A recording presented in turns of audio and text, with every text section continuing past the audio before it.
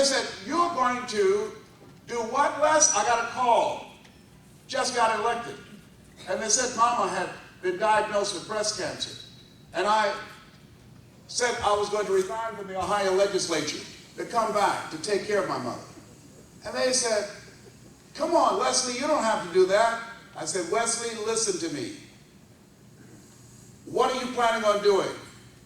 Well, Margaret Ann has been doing something to be helpful in the process. I said, what do you mean? Well, we've looked at a lot of places and we knew you were going to have this kind of mindset and attitude. And we found a nice place for them to take care of Mama, a nice nursing home.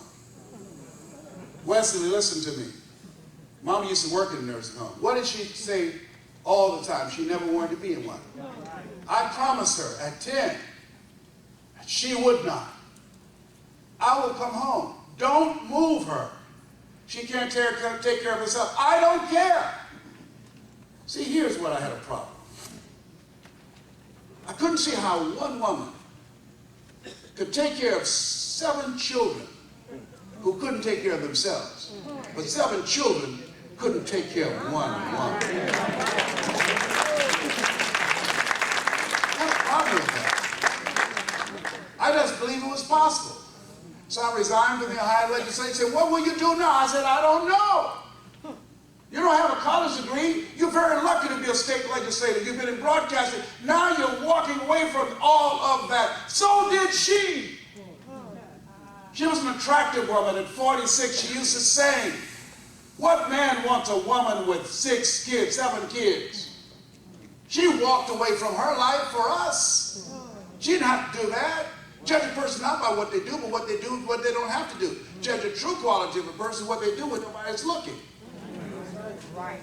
So she didn't have to do that. And so I resigned from the Ohio legislature and I went back to Miami. There's some decisions you're going to have to make in life and that you don't know how you're going to do it. And I'm going to tell you, don't worry about it. Why? Because there's some things you can't wrap your mind around. Now maybe that's why my favorite book says you must walk by faith and not by sight. Come on.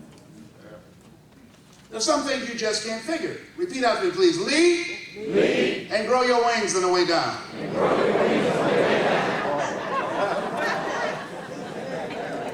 Come on. Yeah, you got to take some. How many of y'all took a leap? Come in here, raise your hands, please. You took a leap. You spent some money you didn't have. But you said, I can't afford to go, and then you said, but I can't afford not to go. So, let us say together, it's necessary. It's necessary. See, when you believe your dream is necessary, then you're willing to go all out. You're willing to do whatever is required. A.L. Williams said, all you can do is all you can do. And all you can do is enough, but make sure you do all you can do. See, most people aren't willing to go all out. Most people are not willing to sacrifice. Most people are not willing to fight for their dream. And you got to fight for your dream. Let us say fight. Fight. Yeah, see, the reason you got to fight is because when you have a goal and you have a dream, you're going to get a lot of opposition. You're going to get a lot of no's, a lot of rejections. Things are going to work against you. When you want to take your life from one level to the other, all hell will break loose. Murphy's Law will show up. Well, who's Murphy? Don't worry, he's waiting for you at the airport. Murphy's Law says if anything can go wrong, it will at the worst possible moment. Things will happen to you. Why? I don't know. It's called life. It's going to happen to you. I was devastated to say, you have cancer. I said, well, how, me? Well, you know, me? You know, that's why me? Why not you? Who would you suggest? Forrest Gump told you life is like a box of chocolates. You never know what you're going to get. It's called life. You have to deal with it. And let me say something here. One of the other reasons why you have to have something positive for your mind is because things are going to happen to you. Now, especially if you're approaching 40, life begins to intensify. I don't know, but it's something about 40 and 60, something about that area. Oh, I'm so glad to be on the other side of 60. I don't know what to do.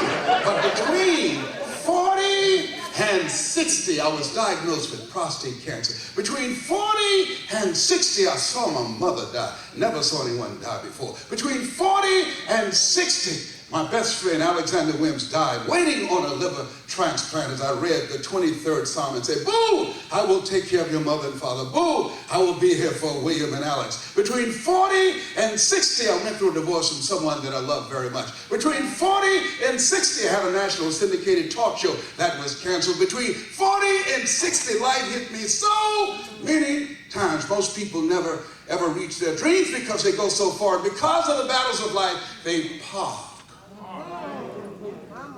They park. I parked for 10 years because of the hits of life. I didn't even turn my emergency lights on because I didn't even want anybody to notice me. I didn't want them to stop and say, are you out of gas? No, I'm not out of gas. My engine's still running. You need a jump? No, I don't need any cables. I don't need a jump. My heart is still beating. I'm still breathing. No. I'm parked. Sometimes life can knock the wind out of you. I saw a fight. The referees stepped in. Guy was knocked out on his feet. He couldn't raise his arms to defend himself, to block the blow. Sometimes life can do that to you. They say life is like an onion.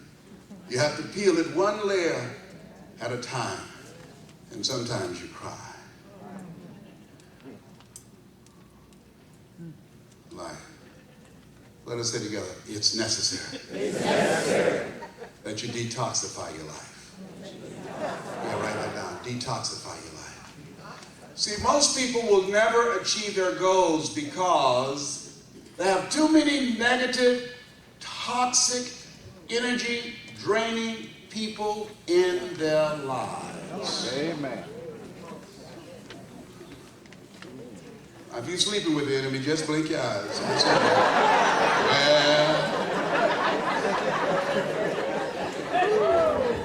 Well, most relationships are dying together rather than growing together. So as you look at your goals and look at your dreams, here's what I want you to keep in mind. Detoxify your life. There's some people that are not good for you. Sometimes family members.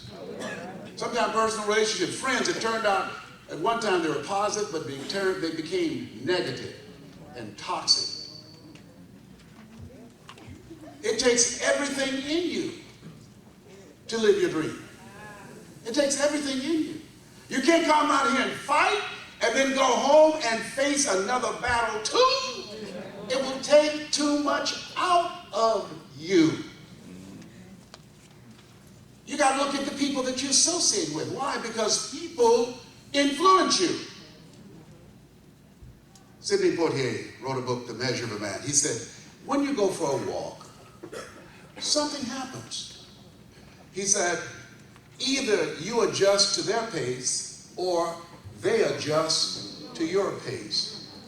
Whose pace have you adjusted to? 3 steps I was telling you about. December, give you an example. December 8th was a humbling day for me. December represented the 20th year I've been speaking professionally.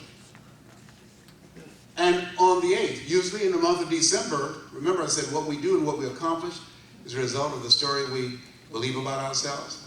In the month of December, everybody knows in the speaking industry, it's a slow month. In the month of December, you usually do 30 to 40,000, 60,000 if you're lucky in that month. But because of an interruption of the story in my head, and because I decided to get some people out of my life and began to develop some other strategic relationships, Dr. Dennis Kimbrough said, if you're the smartest one in your group, you need to get a new group.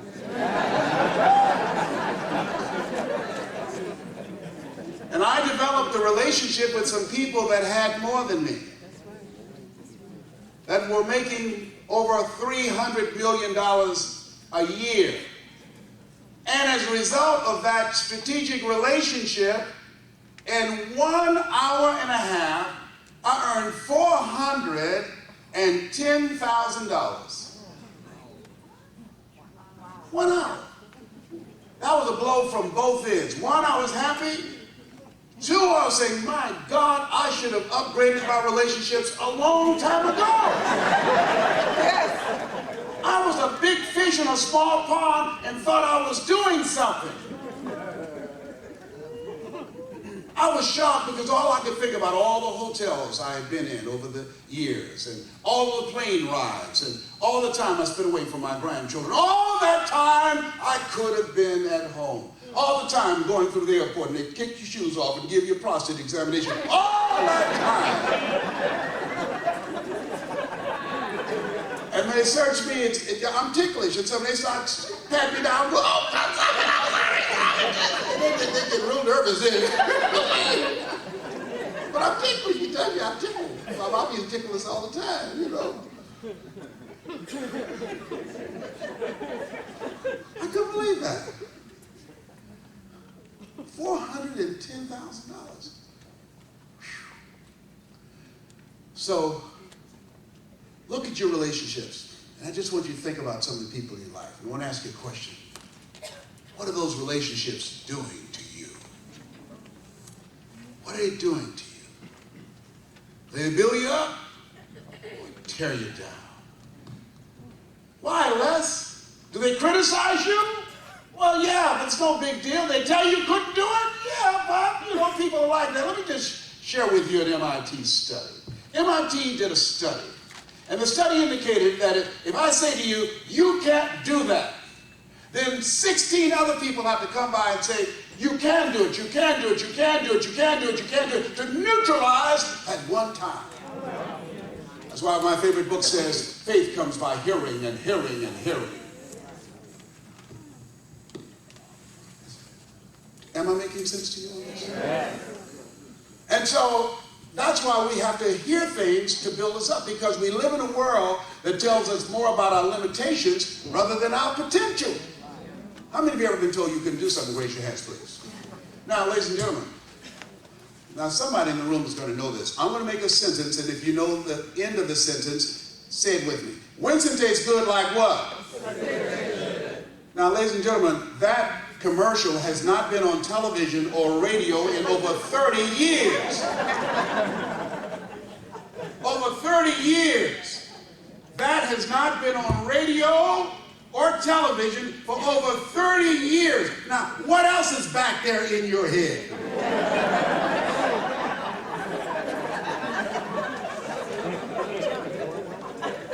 Now, think about this. U.S. News said, magazine, that 9 out of our 10 choices are made out of the unseen mind, the subconscious mind. As you begin to work on yourself, listening to tapes over and over again, how long shall I listen? As often as you possibly can. Why? Because, write this down, life is a fight for territory. And once you stop fighting for what you want, what you don't want will automatically take over. Life is a fight for territory. You have a lawn and there are weeds out there. You go out there with one can of weed killer and sprinkle it out there and kill the weeds. You think you won't ever have to go out there again? Trust me, that's not true. You go on a diet. You exercise. You eat right. You stop doing that. You think you won't gain that weight back? You'll gain that and some. You start reading positive tapes and doing positive things and listening to positive things on a regular basis. You stop, and those negative thoughts will come back with a vengeance.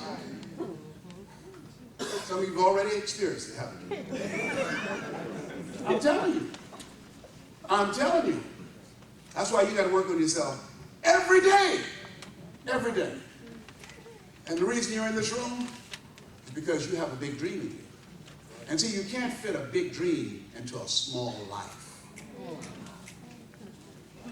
There's a big dream. See, just think about it. Everything that you see, the world's greatest achievement was, at some time, a dream. The clothes that you have on, the plane that you flew on, this microphone that I'm holding, the room that we're in, the carpet, the chair that you're seated in, everything was, At first, a dream. There was nothing on the earth. Everything here, I think life is very practical and very simple. Everything on the earth was a dream that came out of somebody. Why are you here? I'm saying to you, you're here because you are aware of something in you, that thirst of increase. You know that there's something else you're supposed to do. That's why you're here. You are God's chosen vessel. You have something special. You were chosen one out of 400 million sperm. There's something that you have in you that you were chosen to bring here, that if you don't do it, we will all suffer. Remember I said, Dr. Howard Thurman, we came to you, and only you could have given us life, and now we must die with you forever. If you die today, what dream? What idea? What talents? What speech? What book? What art? What music? What entrepreneurial venture will die with you? Wealthiest place on the planet is not in the Far East where there's oil in the ground. Dr. Miles Monroe said, it's not in South Africa where there are diamond mines here. The wealthiest place on the planet is the cemetery. When my friend Alexander Williams died, after I funeralized him and prayed, I was coming out of the cemetery, and the lady said, Les, yes, I know this is a sad day for you. Alexander was a good man. You called him Boo? Yes, he was a good man. Yes, thank you so much. Les, yes, I remember on your tapes you said Boo was a great cook. Yes, Boo was a great cook. He fixed those great Caribbean dinners, and he was from the Bahamas, but it was a Jamaican or Bahamian. It didn't matter. Boo was a great cook. Everybody loved when Boo cooked. Yeah, thank you. She said, you said he's going to write the book of his secret recipes. Yes. Did he write the book? I said, no. She said, ooh, he took that with him.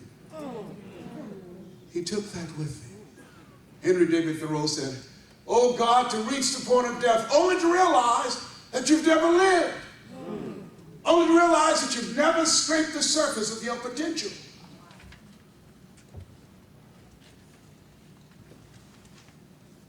Why are you in this room? You're in here because you know there's something in you. Can't explain it. Can't put words to it. But you have got to do something else. And you know that what got you there can't take you where you want to go. And you're seeking a breakthrough. How many are seeking a breakthrough? Raise your hands. Yeah. And part of the breakthrough process is look at the people in your life and ask yourself the question as you look at your dream, who can I count on and who should I count out? Who can I count on? And who should I count out? Here's something else. Repeat after me, please. OQP. OQP. Only quality people. You want to change your life? You want to know how I got here? Why top company in the United States flying me to Barcelona this year is going to pay me $50,000 US to speak for 35 minutes with 7 interpreters.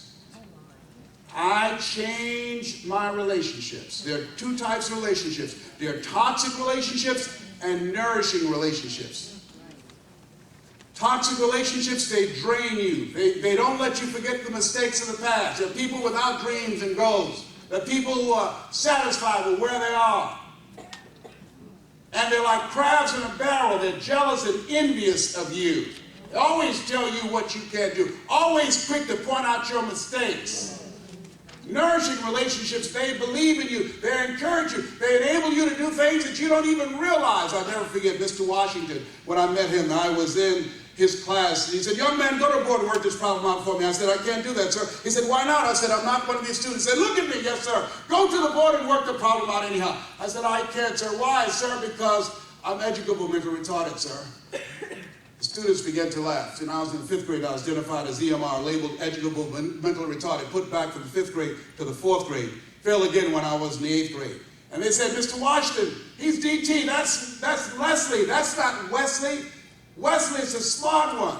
So what does DT stand for? He's the dumb twin. And everybody laughed. And as I stood there looking at him as they laughed at me, he came from behind his desk. He looked at me. He said, don't you ever say that again. Someone's opinion of you does not have to become your reality.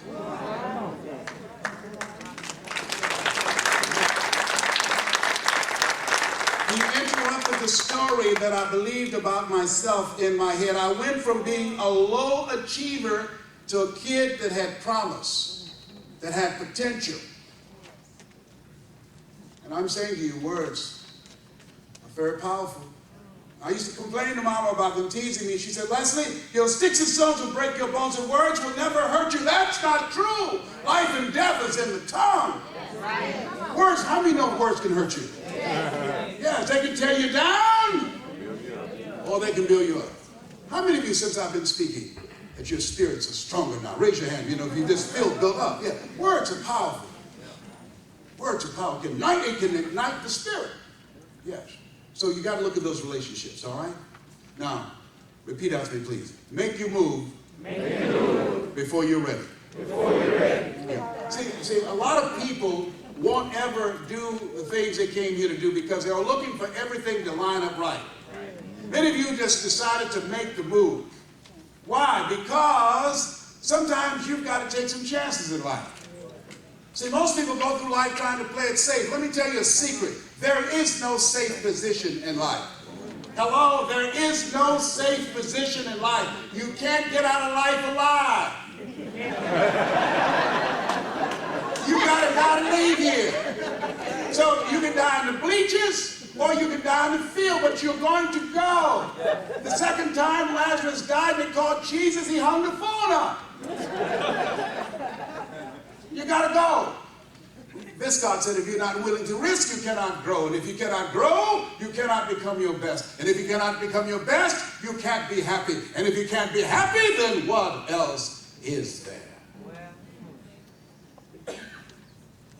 And so you got to take some chances.